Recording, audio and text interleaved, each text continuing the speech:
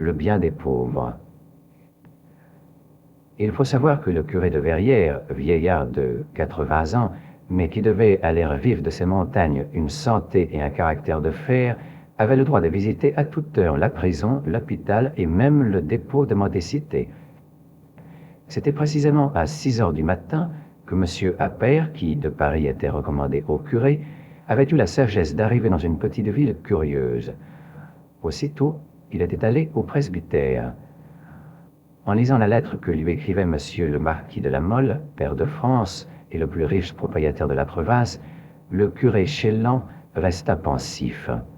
« Je suis vieux et aimé ici », se dit-il enfin à mi-voix, « et n'oserait. » Se tournant tout de suite vers le monsieur de Paris, avec des yeux où, malgré le grand âge, brillait ce feu sacré qui annonce le plaisir de faire une belle action un peu dangereuse.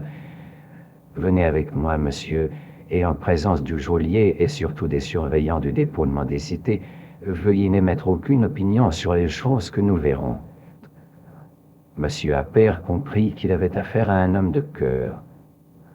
Cette visite dura plusieurs heures. Vers les 3 heures, ces messieurs allèrent achever l'inspection du dépôt de mendicité et revinrent ensuite à la prison. Là, ils trouvèrent sur la porte le geôlier, espèce de géant de 6 pieds de haut et à jambes arquées. Sa figure ignoble était devenue hideuse par l'effet de la terreur.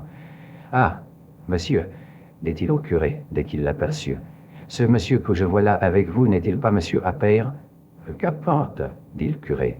C'est que depuis hier j'ai l'ordre le plus précis et que monsieur le préfet a envoyé par un gendarme qui a dû galoper toute la nuit de ne pas admettre monsieur Appert dans la prison. » Le matin, suivi de monsieur Valenod, directeur des dépôts de mendicité, monsieur de Rênal était allé chez le curé pour lui témoigner le plus vif mécontentement. Monsieur Chélan n'était protégé par personne. Il sentit toute la portée de leurs paroles.